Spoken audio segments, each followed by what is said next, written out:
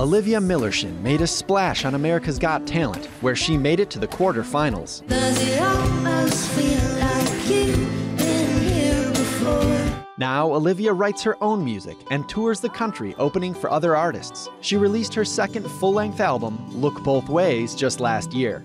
Trey started writing songs in high school and caught the performance bug at the same time.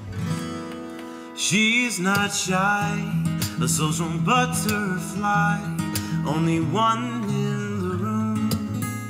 He's a fixture at venues all over Michigan and is bringing his voice to our audience, together with his friend Olivia as a Detroit duet during the fireworks broadcast.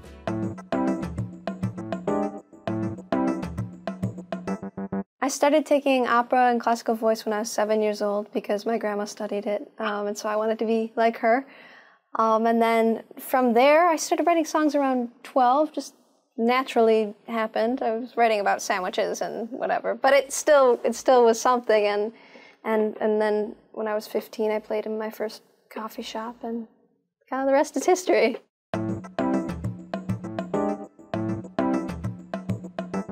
I sung karaoke at a bar in the thumb of Michigan. I sung Signed, Sealed, Delivered. I think I was 10, and I got a standing ovation, which from a bunch of drunks, I guess, doesn't mean much, but to me it was like, yes, I made it. So. Eventually, I released a couple of songs on iTunes that people around school started hearing about. It's just like little closet demo recordings I did with my buddy, and they had me come out to the talent show. So I went out to the talent show, and I remember performing, and to my surprise, when I was singing one of my songs, that people were singing the lyrics. And I was just like, oh, that's really cool. And it's like just a real small circle of people, but they knew the words to my songs. I grew up on kind of the 70s, 60s singer-songwriter. A lot of Carole King, a lot of James Taylor. I've studied and always listened to more standard jazz. So Rosemary Clooney and Ella Fitzgerald, just the classics. They somehow leak their way into my music, I hope, because that's just my favorite stuff. I grew up listening to gospel music, so I loved like Kirk Franklin and groups like that when I was growing up. And then I really fell in love with blues music, so B.B. King was a big one for me. And as I became a vocalist, I really started looking up to John Legend. So John Legend, that Get Lifted album, it was in my car, a CD player just bumping, and I would just sing to it till I could do the runs that he could do, till I could just sing the way that he could sing. And then I fell in love with singer-songwriters like Ray LaMontagne and Amos Lee, and even getting into the classic crooners like Nat King Cole and Frank Sinatra.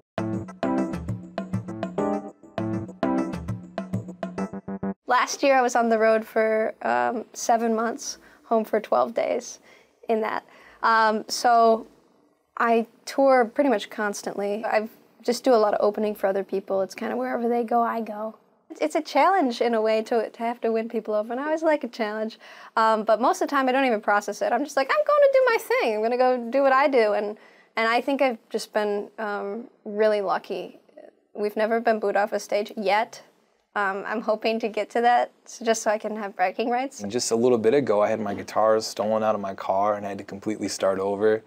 You're gonna play those free gigs where you're paying all this money for parking and like paying all this money to get down there and gas and stuff, and you're not getting paid and you're playing for 5 people.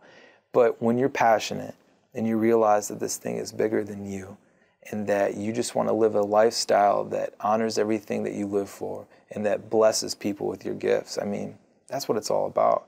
And it'll grow, but just always be faithful in the foundation.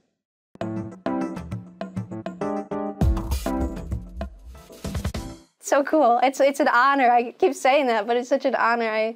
There are a lot of great artists around here, but I don't know one that has the soul and the pitch that Trey has. So that's something that just being in the same room as is like mind-numbing. So the fact that I get to partake in what he's doing is really something.